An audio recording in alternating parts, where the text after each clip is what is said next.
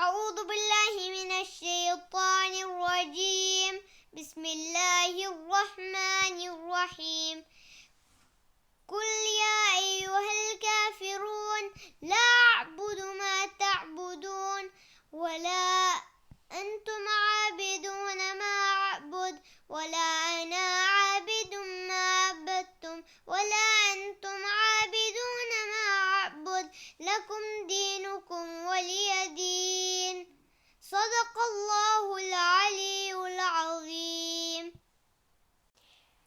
In the name of Allah, the most beneficial, the most merciful. Say, O disbelievers, I do not worship what you worship, nor are you worshippers of what I worship, nor will I be a worshipper of what you worship, nor will you be worshippers of what I worship. For you is your religion and for me is my religion. صدق الله العلي العظيم. أعوذ بالله من الشيطان اللعين الرجيم. بسم الله الرحمن الرحيم. الحمد لله رب العالمين. الصلاة والسلام على سيدنا ونبينا وطبيب نفوسنا أبي القاسم محمد وعلى آله الطيبين الطاهرين المعصومين المنتجبين الذين أذهب الله عنهم الرجس وطهرهم تطهيرا واللعن الدائم على أعدائهم أجمعين. أما بعد، فقد قال الله تعالى في كلامه المجيد وفرقانه الحميد وهو أصدق القائلين. بسم الله الرحمن الرحيم. قل لا أسألكم عليه أجرا إلا المودة في القربى. صدق الله مولانا العظيم وصدق رسولنا الكريم ونحن على ذلك من الشاہدین والشاکرین. معزز سامعین، اللہ آپ کی عبادت منظور فرمائے. ذکر حسین اور ذکر اللہ اور ذکر رسول اور ذکر ائمہ علیہ السلام اللہ سبحانہ و تعالی قبول فرمائے. کل کی 2 مجالس میں حدیث کے ذریعہ میں نے عرض کی کہ امام حسن اور امام حسین صلی اللہ علیہ وسلم کا مقام پیغمبر کے ہاں کیسا ہے. حسین منی وانا من الحسین، ایک دن دوسرے دن ان الحسن والحسین سیدہ شباب اہل الجنہ و اباہما خیر منہما. آج میں نے آیہ مبارکہ کی تلاوت کی ہے کہ پیغمبر ان احادیث یا دیگر احادیث اور اس کے علاوہ اپنے اعمال سے، یعنی خود ایکشن سے، یہ بار بار امام حسن و حسین اور ان کے والد گرامی یا ان کی والدہ گرامی کے متعلق ارشاد فرمایا کرتے تھے. تو یہ کیوں؟ پہلی بات تو سیدھی ہے کہ اگر کوئی محمد رسول اللہ پہ صحیح ایمان رکھتا ہے تو وہ سمجھتا ہے کہ پیغمبر اپنی خواہش سے نہیں بولتے، جو فرماتے ہیں جو کرتے ہیں وہ سب کو سب جو ہیں وہ اللہ کی ہدایات کے مطابق ہوتا ہے.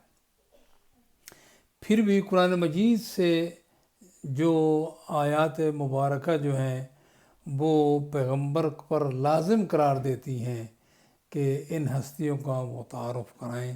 ان کے متعلق ضروری ہے کہ قرآن مجید پر ایمان رکھنے والے، پیغمبر پر ایمان رکھنے والے وہ غور و خوض کریں.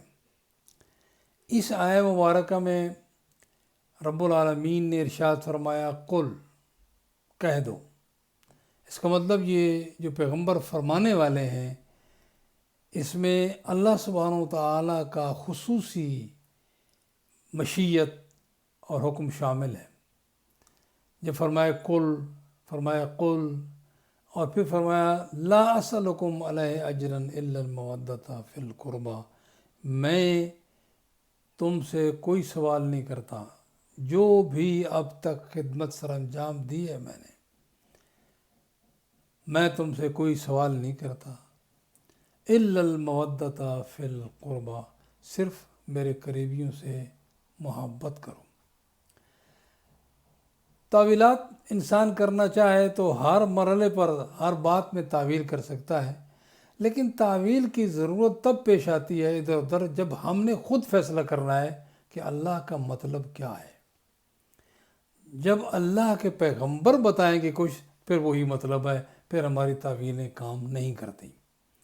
اب یہاں سمپل سی بات ہے کہ قرآن مجید میں جہاں جہاں بھی پیغمبر کے فرامین موجود ہیں اور متفق علیہ موجود ہیں، سارے اختلافات کے باوجود موجود ہیں، تو پھر وہاں تعویلوں کی گنجائش تو بالکل نہیں رہتی۔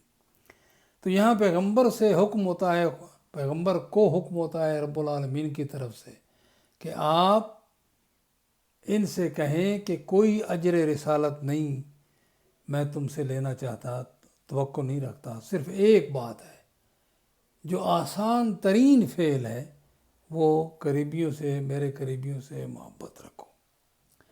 سمپل سی بات تھی کہ صحابہ کرام سارے جمع ہو جاتے اور جا کر پوچھتے کہ یہ کون قریبی ہیں کہ جن کی محبت جو ہے وہ اجر رسالت بن رہی ہے۔ یا رسول اللہ یہ کون قریبی؟ ہاں صحابہ آئے پوچھا، لیکن شاید صحابہ کے پوچھنے کے بعد پھر جو مسائل کھڑے ہوئے تو وہاں کچھ آگے پیچھے بات ہو گئی ہو، لیکن صحابہ کرام نے پوچھا، پیغمبر نے بتایا، فرض تھا پیغمبر کا۔ دیکھیں سمپل سی بات ہے، جب یہ اس بات میں نام نہیں لکھا ہوا کہ کون سے قریبی ہیں جن کی محبت یا رسول اللہ واجب ہے اور آپ کا اجر رسالت بن رہی ہے۔ رسالت کیا ہے؟ دو باتیں اس سے پہلے کہ میں آگے بڑھوں تھوڑی سی تمہیداً عرض کرنا چاہتا ہوں۔ ایک تو یہ سوال حکم خدا کی طرف، حکم خدا سے ہوا، اس کا مطلب اس سوال میں رب العالمین بھی شامل ہے۔ پھر یہ سوال کرنے والے تمام انبیاء کے امام ہیں، سید ہیں، سید الرسل ہیں، امام الانبیاء ہیں۔ اس کا مطلب اگر کسی قوم اور قبیلے کا سردار کوئی سوال کرے تو وہ ایک آدمی کا سوال نہیں ہوتا بلکہ پوری قوم اور قبیلے کا سوال ہوتا ہے۔ جب ہم سورہ ہود اور دیگر قرآنی سور کو پڑھتے ہیں تو وہاں اکثر یہ ملتا ہے کہ تمام پیغمبروں نے یہ فرمایا کہ لا اسألکم علیہ اجرا ان اجری الا علی اللہ، ہم آپ سے سوال نہیں کرتے، کوئی سوال نہیں کرتے، ہم تو صرف اللہ کا پیغام دے رہے ہیں، آپ کے فائدے کی بات کر رہے ہیں، ہمارا اجر خدا پر ہے۔ لیکن یہاں خدا حکم دیتا ہے کہ ان سے سوال کرو اور قریبیوں کا سوال کرو، قریبیوں سے محبت کا سوال کرو۔ اس کا مطلب یہ سوال اللہ جل شانہ کی طرف سے بھی ہو گیا اور تمام انبیاء کی طرف سے بھی ہو گیا کہ سید الانبیاء نے یہ سوال کیا ہے۔ اب میرے خیال میں سوال کی اہمیت تو سننے والوں کی خدمت میں، قرآن پڑھنے والوں کی خدمت میں یقیناً بیٹھ گئی ہوگی۔ سوال کس چیز کا ہے؟ الا المودۃ فی القربہ، مودت و محبت میں فرق اور تعویلات اور یہ کرنے کی بجائے یا تفصیلات، سمپل سی بات ہے، محبت، مودت اور محبت جو ہے تقریباً ہم معنی ہیں۔ تو قریبیوں سے محبت کا سوال ہے۔ رسالت کیا ہے؟ پیغمبر نے توحید کا پیغام دیا، پیغمبر نے اپنی رسالت کا پیغام دیا، پیغمبر نے نماز کا پیغام دیا، پیغمبر نے روزے کا پیغام دیا، پیغمبر نے جہاد کا پیغام دیا، پیغمبر نے حج کا پیغام دیا، پیغمبر نے اخلاق اور آداب سکھائے۔ یہ سارے امور جو شریعت لے کر آئے تھے پیغمبر، اچھا رسالت اسی کو کہتے ہیں، اس کا اجر ٹھیک ہے آپ کی خدمت کی، آپ کل میرے حکم پر چلیں گے، اللہ راضی ہوگا، جنت میں آپ جائیں گے، آپ کی ابدی زندگی محفوظ ہو جائے گی، جہنم کے المناک اور دردناک عذاب سے بچ جائیں گے۔ یہ مطلب میں عرض کر رہا ہوں سارا، یہ ساری خدمت جو میں نے سر انجام دی ہے اللہ کے حکم پر، اس کا کوئی اجر آپ سے نہیں لیتا۔ چونکہ کوئی ایک گروپ آیا، انہوں نے کہا یا رسول اللہ آپ جو لینا چاہیں، ہمارے اموال پر آپ کا حق ہے اور آپ کو اجازت دیتے ہیں، آپ نے بڑی زحمت اٹھائی ہے، تو اس کے مقابلے میں یہ آیت نازل ہوئی کہ نہیں، ہمیں آپ کے اموال سے، آپ کی کسی دوسری چیز سے مجھے کوئی تعلق نہیں ہے سوائے اس کے کہ میرے قریبیوں سے محبت رکھو۔ اب قریبیوں کی محبت اس پر پیغمبر پر ایک کام تو بہت لازم ہو گیا کہ ان قریبیوں کا تعارف کرائیں کہ جو اجر رسالت، جن کی محبت اجر رسالت ہے. ایسے تو محبت ہوتی نہیں جب تک کہ معرفت حاصل نہ ہو. پیغمبر کی اب ذمہ داری ہو گئی کہ امت کو غلطی سے بچانے کے لیے، اس لیے کہ امت اگر اللہ کی عبادات کرے، پیغمبر کی رسالت پہ چلے اور اجر رسالت ادا نہ کرے، یہ بہت سمپل سی بات ہے کہ آدمی کام کرے اور مزدوری نہ دی جائے اس کو، تو وہ کام بھی تقریباً باطل ہو جاتا ہے، وہ آدمی مجرم ٹھہرایا جاتا ہے جو مزدوری نہ ادا کرے. تو پیغمبر کی زحمات کی مزدوری یہ تھی کہ پیغمبر کے قریبیوں سے محبت کی جائے.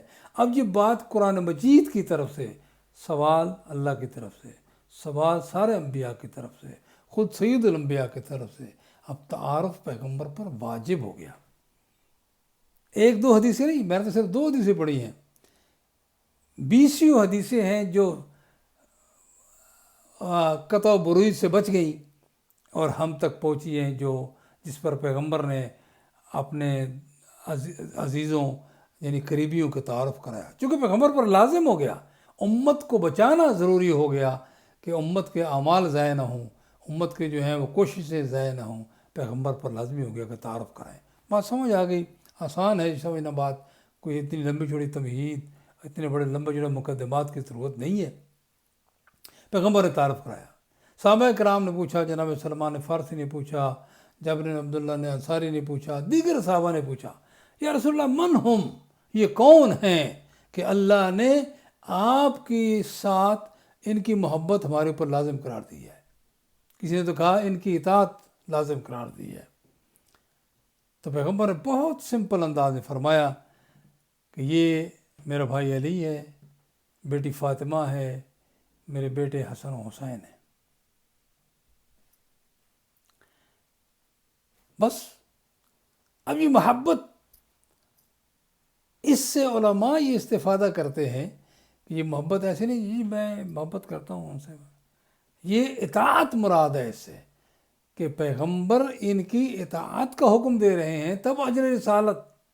چلے محبت ہی ہو تو ہمیشہ محبت کرنے والا اپنے محبوب کا مطیع ہوتا ہے. محبوب جس کی محبت لازم قرار دی گئے، جب وہ کچھ کہے تو بات مانتا ہے، جب وہ کچھ جس سے وہ کر رہا ہو اسی سے محبت بھی کرتا ہے، اس کے افعال سے محبت، اس کے ذات سے محبت، ہر چیز سے محبت. ظاہر ہے کہ یہ تو حکم خدا ہے.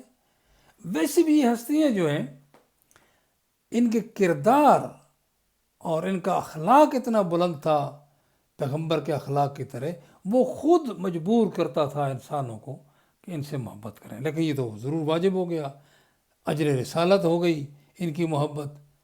یہ ہے وہ چیز کہ پیغمبر پر ہمارے اوپر محبت لازم ہو گئی اور پیغمبر پر ان کا تعارف ضروری ہو گیا. اس لیے پیغمبر نے جا بجا فرمایا. بہت سی حدیثیں اور بھی آئیں گی. کبھی فرمایا میری اہل بیت کشتی نوح کی طرح ہے، جو ان کشتی پہ سوار ہو گیا وہ نجات پا گیا، جو رہ گیا وہ غرق ہو گیا. کبھی فرمایا اہل نجوم، اہل سما کے لیے کی حفاظت کا اور امان کا سبب ہے.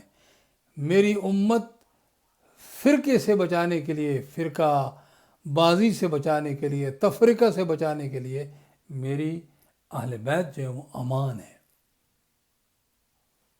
اور کہیں فرمایا اہل ارض کی حفاظت کے لیے، جس طرح اہل آسمان کے لیے امان ستارے ہیں، اہل ارض کے لیے امان میری اہل بیت ہے. اور خصوصاً افتراق سے بچنے کے لیے، تفرقہ بازی سے بچنے کے لیے میری اہل بیت ہے. کہیں فرمایا میں حسن و حسین سے محبت کرتا ہوں، اللہ تو بھی ان سے محبت کر. اللہ سے درخواست ہو رہی ہے. اور ہر اس سے محبت کر، احب من احبہما، ہر اس سے محبت کر جو ان دونوں سے محبت کرے. اب یہ باتیں پیغمبر، پھر وہی بات، خدا را جب پیغمبر کے کسی فرمان کے بارے میں سوچنا شروع کرو تو پیغمبر کی خواہش کے یہ خیال رکھ کر کہ جو قرآن مجید نے فرمایا ہے، پیغمبر اپنی خواہش سے بات نہیں کرتا، بلکہ وہی بات کرتا ہے جو اللہ کی مشیت ہوتی ہے، جو اللہ کی جو ہے وہ طرف سے ان کو ہدایت ہوتی ہے۔ تو یہ ساری باتیں جو بار بار بتائی جا رہی ہیں، کہی جا رہی ہیں، بہت سی باتیں اور بھی آگے آئیں گی، ان سب کا مقصد یہ تھا کہ لوگوں کے دلوں میں یہ بات بیٹھ جائے کہ حسن حسین کوئی معمولی انسان نہیں، خالد نواسا کہہ کر ختم نہیں ہونا چاہیے، بلکہ ان کی اہمیت رب کے ہاں بھی ہے اور پیغمبر کے ہاں ہے تو رب کے ہاں بھی ہے۔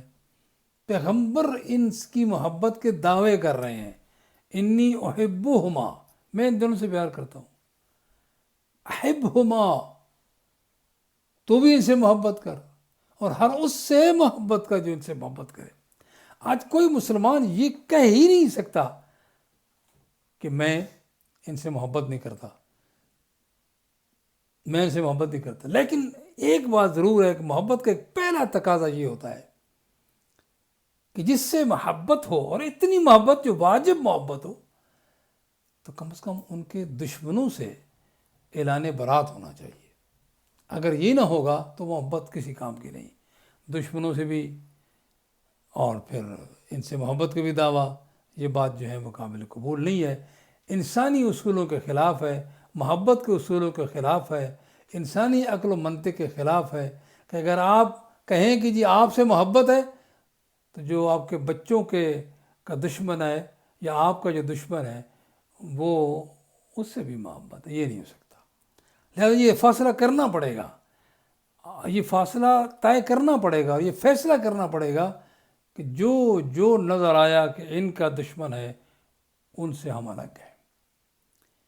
اور محبت کا تقاضا دوسری طرف یہ بھی ہوتا ہے، پیغمبر نے قرآن مجید نے بڑے سمپل انداز سے ارشاد فرمایا، ان کنتم تحبون اللہ قل ان کنتم تحبون اللہ فاتبعونی یحببکم اللہ۔ اگر تم اللہ سے پیار کرتے ہو تو اس کا آسان کرائٹیریا یہ ہے کہ تم اگر اللہ سے پیار کرنا دیکھنا چاہتے ہو تو اس کا طریقہ یہ کہ کتنا پیار ہے تمہیں، تو رسول کی اتباع کرو۔ رسول کی اتباع کرنی ہے تو ان میں باقی اعمال کے ساتھ، جس طرح مسلمان ماشاءاللہ نمازیں، روزے، تو پیغمبر کی اتباع کا مطلب جیسے پیغمبر نے نماز پڑھی ایسے نماز، پیغمبر نے وضو کیا ایسا وضو، پیغمبر نے روزہ رکھا ایسا روزہ، پیغمبر نے حج کیا ایسا حج، اور جس سے پیغمبر نے محبت کی اس سے محبت، جس سے پیغمبر نے نفرت کا اظہار کیا اس سے اعلان برات۔ پیغمبر کا دشمن حسنین کا دشمن، حسنین کا دشمن پیغمبر کا دشمن۔ اگر یہ مسائل کھلے دل کے ساتھ سوچے جائیں، قرآن اور پیغمبر پر ایمان رکھنے کے ساتھ سوچے جائیں تو آسان ہے فیصلہ کرنا۔ اور دوسرا، شخصیات اس مسئلے میں اگر پڑ گئے تو بہت مشکل ہے پھر۔ ہاں، وہ شخصیت وہی شخصیت ہے، کسی شخصیت کی اہمیت اس وقت ہے کہ جب وہ پیغمبر کی اطاعت میں زندگی گزارے۔ بہرحال پیغمبر کا فرض تھا، پیغمبر نے بتایا، اور یہ آیت اسی فریضے کو بیان کرتی ہے جو پیغمبر کا فریضہ تھا۔ دیکھ لیں، اگر اتفاق کرتے ہیں تو ٹھیک ہے، نہیں کرتے تو بھی ہر آدمی کو آزادی ہے اس وقت، جب تک کہ موت جو ہے وہ فیصلہ کرنے کے لیے نہیں آتی۔ مگر آیت سے یہی بات سمجھ آتی ہے، پیغمبر نے بتایا کہ یہ میرا بھائی علی، میری بیٹی فاطمہ اور میرے بیٹے حسن و حسین ہیں۔ یہ ہے محبت، اور محبت کا پہلا تقاضا یہ ہے کہ دشمنوں سے اعلان برات کی جائے۔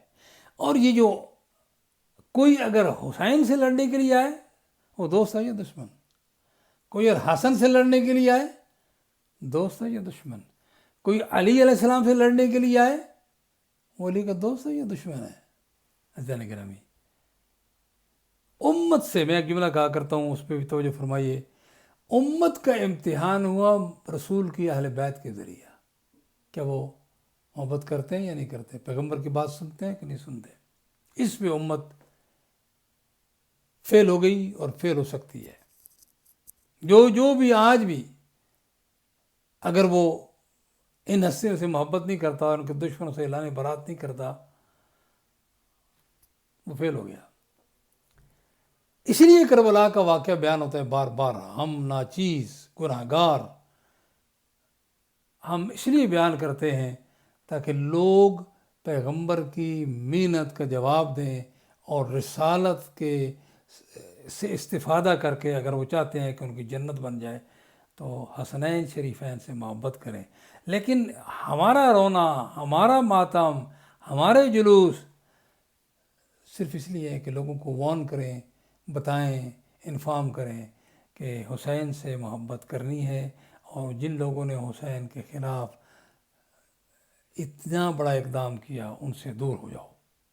اگر نہیں ہوئے تو پھر ظاہر ہے کہ آپ خود فیصلہ کریں، خدا کسی کو مجبور نہیں کرتا، اور یہ قربانی بہت بڑی قربانی ہے، اس لیے بڑی قربانی ہے، اس لیے ضروری ہے مسلمان امت پر کہ پیغمبر کے محبوب جن کی محبت پر پیغمبر معمور ہوں خدا کی طرف سے، کہ ان سے ضرور محبت کرنی ہے، اور ان کے جن کے تعارف پر اللہ نے معمور کیا پیغمبر ہو تو پھر ان کے سے محبت کرنا لازم ہے، اور ان کو دشمنوں سے اعلان برات۔ یہ اس لیے جلوس ہیں، کسی کا منہ چڑھانے کے لیے نہیں، کسی کو تنگ کرنے کے لیے نہیں، کسی کی توہین کرنے کے لیے نہیں۔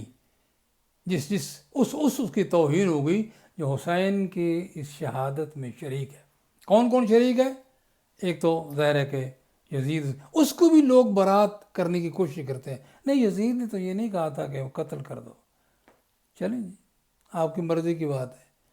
اگر یزید نے نہیں کہا تھا تو زینب ام کلثوم کو قید کر کے شام تک کیوں لے جایا گیا؟ لڑائی تو کربلا میں ختم ہو گئی۔ اس کا مطلب یزید مکمل انوالو ہے، اور ظاہر ہے کہ یہ کوئی آج کوئی ڈھکی چھپی بات نہیں ہے، دلیل دینے کی ضرورت نہیں ہے، تاریخوں کو بیان کرنے کی ضرورت نہیں ہے، یزید مکمل۔ لیکن سوال یہ ہے کہ یزید کو کون لایا؟ ایسے آدمی کو امت پر کس نے مسلط کیا؟ اس کا جواب بھی بہت واضح ہے، یزید کے باپ نے۔ اچھا، تو یزید کے باپ کو کوئی رسالت پیغمبر اور فرمان یا رسالت کا کچھ پتہ نہیں تھا؟ اب یہ بھی سوال ہے، اس کے باپ کو کس نے مسلط کیا امت پر، جس کے اندر غلط خیالات کا مالک تھا، جس کی سوچ غلط تھی؟ دیکھیں یہ سوالات ہیں، ہر آدمی کر سکتا ہے۔ اور آج جو ہے دنیا میں ماشاءاللہ ہر چیز کے بارے میں سوال کرتے ہیں، تو کیوں اتنے بڑے واقعے کی وجہ معلوم کرنے کے لیے کیوں نہیں کوشش کرتے؟ خواہ لوگوں نے اس کو بنا رکھا ہے کہ نہیں جی وہاں تک نہ جاؤ، وہاں تک نہ جاؤ، وہاں تک، اور یہ وہی لوگ ہیں جو آج تک اسی سوچ کے مالک ہیں جس سوچ کا مالک یزید تھا یا اس کا باپ تھا۔ بہرحال اس کے باپ نے مسلط کیا، بہت واضح بات ہے۔ اس کے باپ کو کس نے مسلط کیا؟ اس کو ذرا اسٹڈی کرنے کی ضرورت ہے۔ ہم نے کہا تو کہیں عقیدت کی وجہ سے دل نہ دکھ جائے۔ اور یہ اس کا باپ کیسے بنا؟ لوگوں نے کیسے بیعت کر لی؟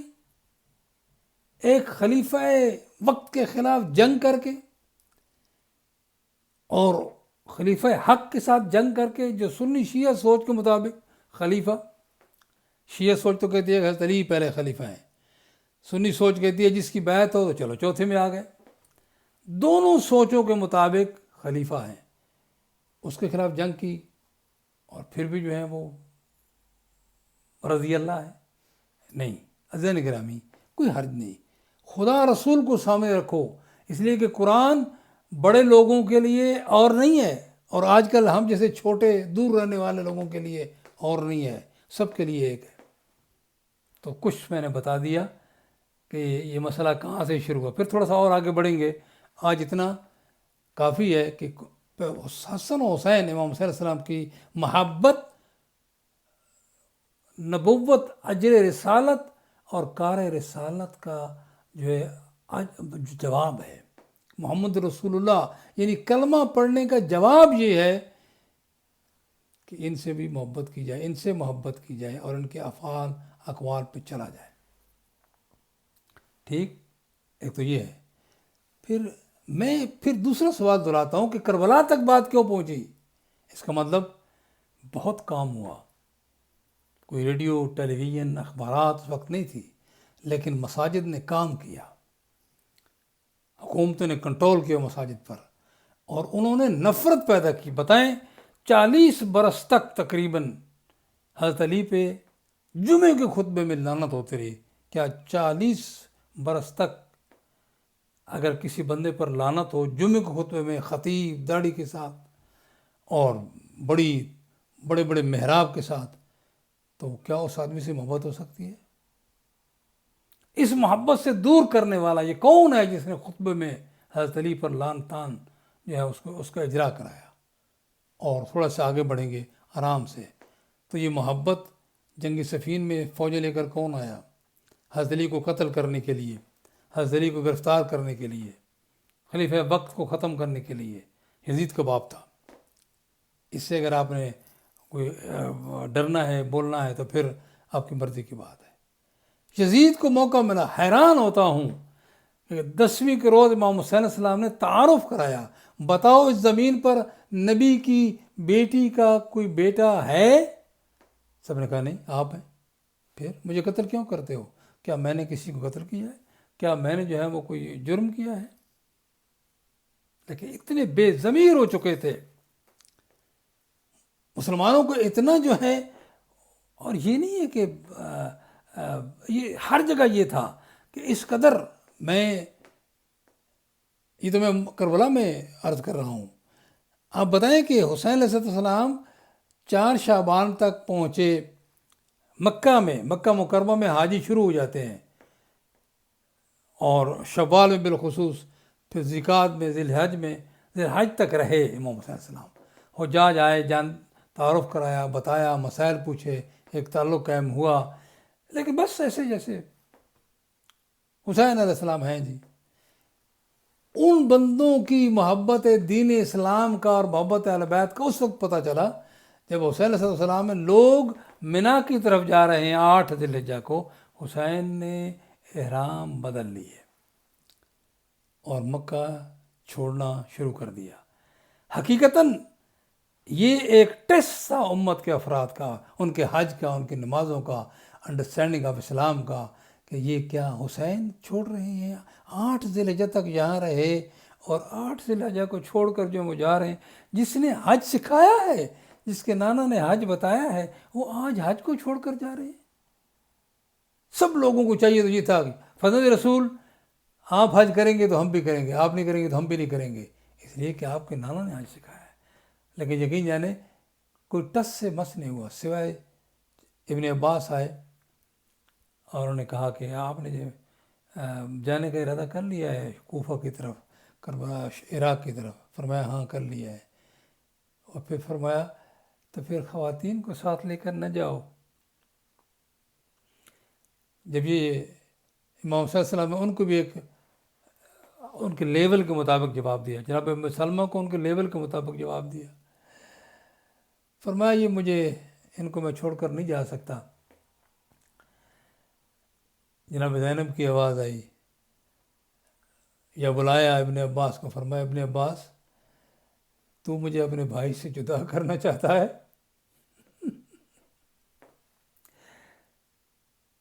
بہت محبت تھی جناب زینب کو اپنے بھائی حسین سے، یہ بھی کوئی اللہ کا تقاضا بھی تھا خدا رسول کی طرف سے، لیکن کوئی ایکسٹرا آرڈنری محبت تھی بہن اور بھائی کی۔ کیا تو مجھے اپنے بھائی سے جدا کرنا چاہتا ہے؟ یہ جملہ اگر ذہن میں ہو تو ایک جملہ میں اور کہہ دوں، جناب زینب خدا کرے کہ کوئی ایسا وقت نہ ہو کہ آپ کا بھائی آپ سے جدا ہو جائے۔ عصر عاشور تھا، وہ تلہ زینبیہ پر کھڑے ہو کر زینب آوازیں دے رہی تھیں، اما فیکم مسلم، کیا تم میں کوئی مسلمان نہیں؟ ابن رسول اللہ یقتل، سند رسول قتل ہو رہے ہیں، ان کو قتل کیا جا رہا ہے۔ یہ میں نے ایسے تھوڑا کہہ دیا، وہ زینب دیکھ رہی تھی حسین گرے ہوئے ہیں گھوڑے سے، ہر آدمی کہتا ہے مارو مارو مارو، جلدی سر قلم کرو۔ اور اس سے جو سب سے بڑی بات، جناب زینب کو ابن سعد کو خطاب کرنا پڑا۔